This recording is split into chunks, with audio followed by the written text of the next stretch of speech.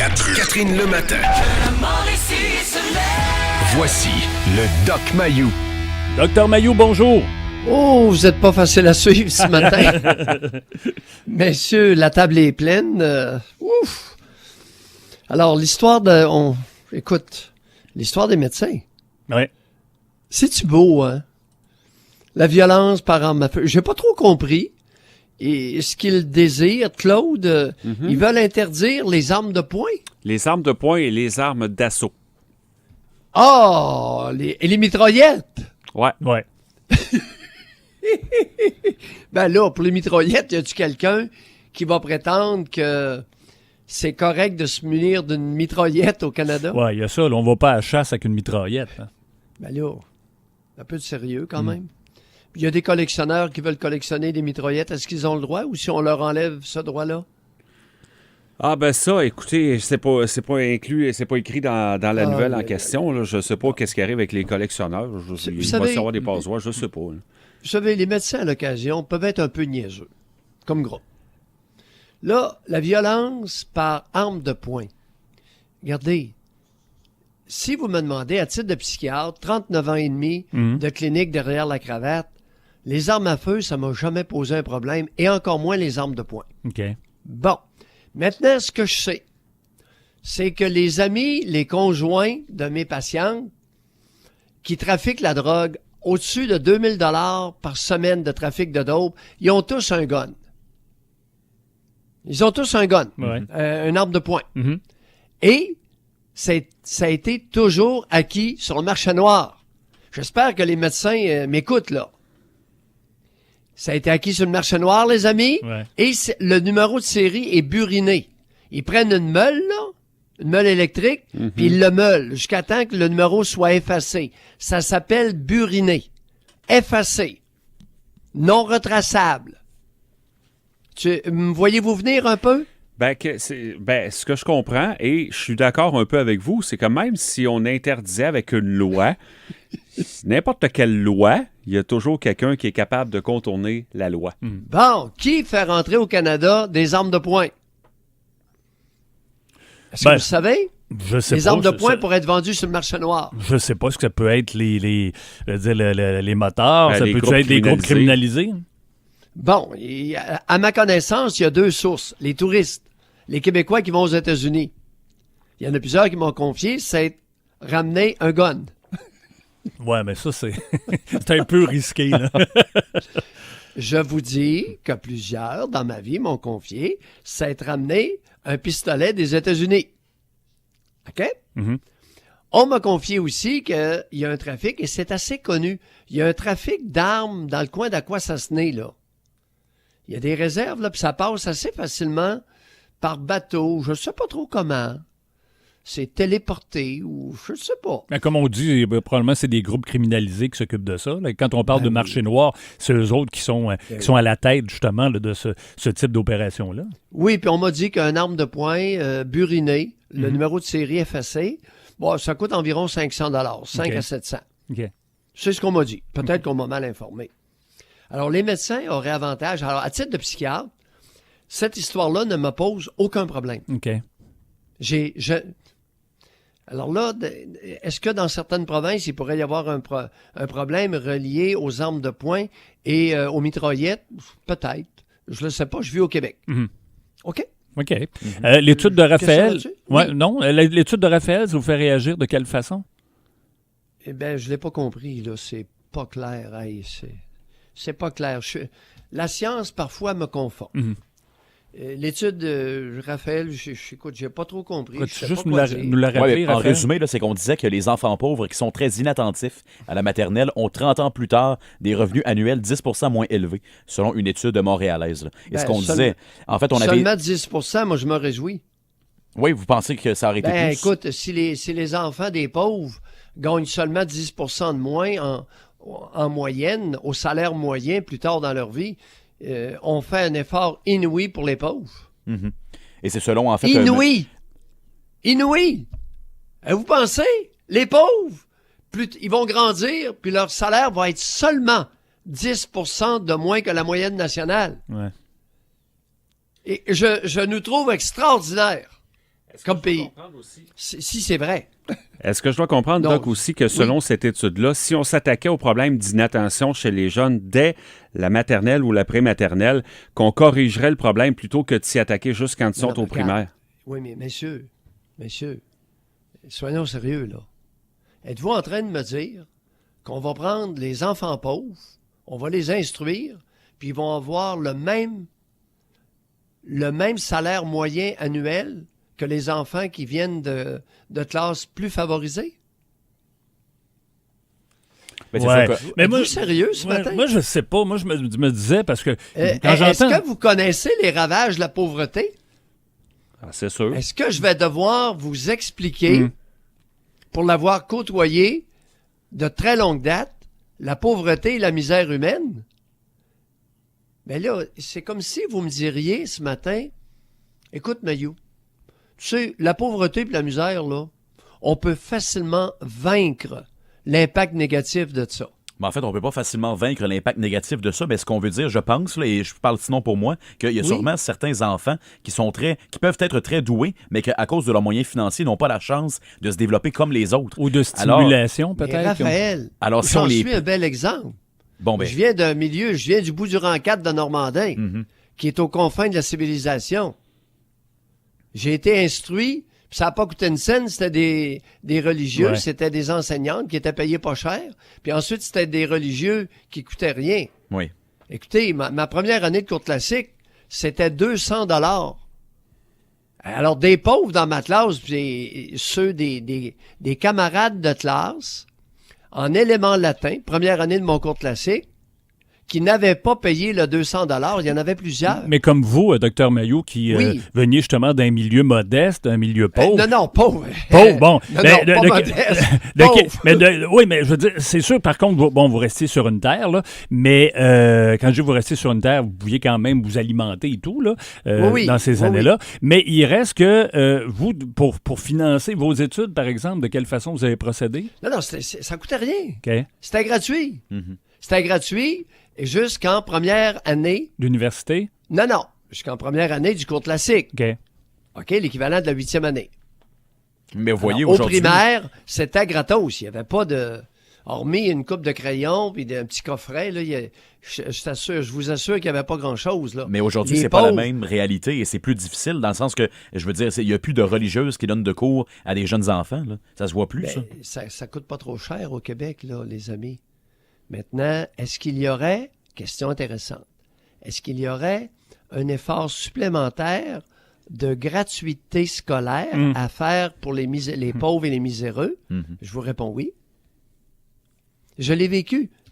Ouais. Première année du secondaire, première année du cours classique, les pères capucins admettaient un pourcentage, pouvez-vous croire, d'étudiants qui étaient doués et dont les familles ne pouvaient pas payer la scolarité de 200 $ pour l'année scolaire, pension incluse. On était pensionnaires. Mais dans ces années-là, Dr Mailloux, quelqu'un qui voulait poursuivre ses études puis aller le plus loin possible, il y en avait qui rentraient chez les frères, puis qu'après, qui débarquaient une fois qu'ils avaient réussi. Là. Non, c'était pas... Non, le cours classique, écoute, on entrait en communauté religieuse, Serge, uniquement après avoir complété toutes les études secondaires.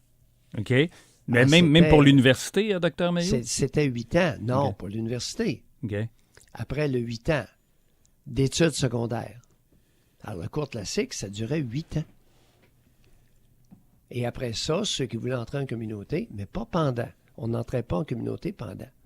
Marquez bien qu'ils aimaient bien qu'on veuille. Moi, on m'a demandé souvent si je voulais faire un père. Ouais. J'ai toujours répondu oui. J'ai jamais menti. Parce que c'était l'élite. Vous étiez un exemple pour la Non, famille. non, Mais c'est un exemple quand vous aviez Serge. un prêtre dans ces années-là dans votre famille, non? Non, les pères capucins, à chaque année, avant de me réadmettre pour l'année suivante, me demandaient si je voulais faire un père. OK. J'ai toujours dit oui, à chaque année. Parce que vous Pendant étiez 8 ans. convaincu à ce moment-là. Oui, je voulais faire un père. de famille. OK. Oui, c'est ça. On ne spécifie pas quel genre de père. Vous n'avez jamais parlé de Capucin, vous, là? Je suis très sérieux, monsieur. Je n'ai jamais menti. Non, ça aurait pris une sous-question. C'est drôle parce que je vous imagine pas en communauté religieuse. Je sais pas pourquoi. Ben, moi aussi, écoute, initialement, pendant les premières années, jusqu'à l'âge de 14 ans, 15 ans, 14 ans et demi, je voulais être missionnaire. Et aller missionnaire capucin au Tchad, en Afrique. Mais à un moment donné, j'ai commencé à me masturber. Et à 2 à 3 fois par jour, c'était pas compatible. J'ai réalisé par moi-même que le seul péché que je commettais à l'époque, c'était le péché de la chair. Je me masturbais trop. Ouais. Tu comprends? Ça vous a fait changer de voix, je comprends. Ben là, j'ai bien compris que je pouvais pas, avec une libido comme ça, c'était incompatible. Tu sais, le vœu de chasteté, là, personne ne me l'a dit, mais tu sais, à 2-3 masturbations par jour, là. Vous l'avez réalisé par vous-même, c'est le cas de le dire. Hey, Dr. Mayou, vous vouliez nous parler aussi de science et de TDAH? Ben oui. Écoutez, je suis confondu. Vous avez entendu Falardeau, le pédiatre Falardeau, dimanche soir, à Tout le monde en parle. Oui, docteur Guy Falardeau. Qui nous a dévoilé que le TDAH était 2 tiers plus fréquent, c'était 2 garçons pour une fille. Hein? Là, au niveau de la prévalence. Oui. Hier soir, j'ouvre mon DSM-4 et dans le DSM-4, qui est le manuel diagnostique des psychiatres, on nous informe que les études mondiales vont le ratio garçon-fille va de 4 pour 1 à 9 pour 1. Vous me suivez jusque-là? Ça, c'était l'état de la science reconnu jusqu'à il y a 4-5 ans. Arrive le DSM, nouvelle réédition du DSM, DSM-5. Puis là, on nous informe que c'est 2 pour 1 chez les enfants. Ration 2 garçons pour une fille. Oui. Je ne sais pas ce qui s'est passé dans la science, là, mais... Et, écoutez bien la phrase suivante. Les sujets féminins ont plus tendance que les sujets masculins à présenter dès le départ des caractéristiques inattentives. Ah oui. Écoutez... Là, Donc, au départ, c'est les femmes, les jeunes filles qui sont plus prédestinées à ça, là, concernant l'inattention, c'est ça? Exactement. C'est ce qui est écrit dans le DSM-5, mais s'il vous plaît, n'allez pas croire ça, là. Mais vous voyez, c'est ça, ça m'étonne, parce que moi, j'ai toujours pensé, je sais pas pourquoi, là, c'est peut-être la pensée populaire, mais que c'était les garçons qui étaient peut-être plus inattentifs que les filles. À venir jusqu'à il y a 5 ans, c'était un ratio de... Voyez-vous, les études mondiales mentionnaient des chiffres allant de 4 garçons pour une fille à 9 garçons pour une fille, dépendamment des études. Puis là, on est en train de nous vendre la salade que les fillettes, très tôt dans leur vie, seraient plus inattentives que les garçons. Et pourquoi vous pensez qu'il y a eu ce changement-là dans le DMS5, du DMS4 au DMS5? Fouillez-moi. Aucune espèce d'idée, ça n'a pas de bon sens. Alors, la science, parfois, peut prendre des bizarres de chire. Ça peut déraper. La science peut déraper. Alors, on va attendre la suite, parce que là, ça ne fonctionne pas. Un petit mot sur l'Iran? Oui. Vous savez, comment se fait-il, messieurs, qu'on n'arrête pas de nous donner des nouvelles du monde musulman? Ça commence à m'irriter. Là, dans le Journal de Montréal, dans la section Le Monde. En page 22. Oui, en page 22. Les Iraniens fêtent le 40e anniversaire de la Révolution. Ben, jusque-là, pas de problème. C'est de leurs maudites affaires. Écoutez bien ceci. Malgré une pluie battante perçue comme une bénédiction dans un pays aride, une foule innombrable a convergé vers la place Azadi à Téhéran. Téhéran, c'est la capitale. Je cite, « Mort à l'Amérique ». Abat l'Angleterre. Mort à Israël. Nous piétinerons les États-Unis. Israël ne vivra pas 25 ans de plus. Pouvait-on lire sur les pancartes brandies pour l'occasion. Des drapeaux américains et israéliens ont été brûlés. Il y a même un orateur, parce que je lis d'autres textes dans le journal Le Monde en France, qui disait une gifle aux États-Unis et aux ennemis de la Révolution, parce que cela fait 40 ans que nous tenons. Vous savez, rappelez-vous que les musulmans de Toronto, il y a 6 ans, voulaient appliquer entre eux, pour tous les litiges civils, la charia. La charia, c'est la loi religieuse islamique qui est mur à mur appliquée en Iran. Êtes-vous d'accord avec moi jusque-là? L'Iran, 82 millions d'habitants. L'Iran, est-ce que l'Iran a des armes nucléaires ou pas? Mais ils ont un programme de missiles balistiques. Écoute, est-ce qu'ils sont menteurs ou honnêtes? Je ne sais pas, là. Mais ils prétendent qu'ils ont des armes nucléaires balistiques. Est-ce que c'est vrai? Fouillez-moi. Ouais. Donc, ils peuvent attaquer, puis attaquer sérieusement, là. Oui. Et vous voyez, il y a un sondage qui a été effectué, là, je continue à la lecture, depuis les États-Unis par téléphone, par le cabinet d'études Aaron Paul, et on dit là, que c'est affilié à l'Université du Maryland. Il y a 95,8% des Iraniens qui tiennent à ce que leur pays poursuive son programme balistique, le programme qui, justement, est dénoncé par Washington et l'Europe présentement. Là. Bon. Alors, quand est-ce que vous allez interpeller Amir Kadir, Iranien d'origine, et lui demander qu'est-ce qu'il pense de ça? Quand est-ce que vous allez lui demander? Quand est-ce que vous allez appeler sa fille? Hey, qu'est-ce que tu penses de ça? Ce qui se passe chez tes ancêtres. Ouais. Quand est-ce que vous allez demander aux musulmans de Toronto, pensez quoi de ça, l'Iran? Mort à l'Amérique, abat l'Angleterre, mort à Israël.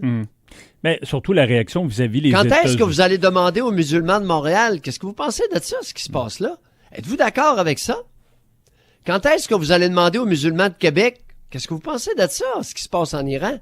Êtes-vous d'accord avec ça, mort à l'Amérique? Mais vous ne pensez pas, Dr Mailloux, que y a, justement, là, quand on parle de ces Iraniens-là là, qu'on voit justement qui célèbrent le 40e anniversaire, que c'est des extrémistes, puis ça ne veut pas dire que les musulmans qui se trouvent, peu importe à quel endroit, que ce soit au Québec ou ailleurs au Canada, ça ne veut pas dire nécessairement que c'est des extrémistes comme ceux-là.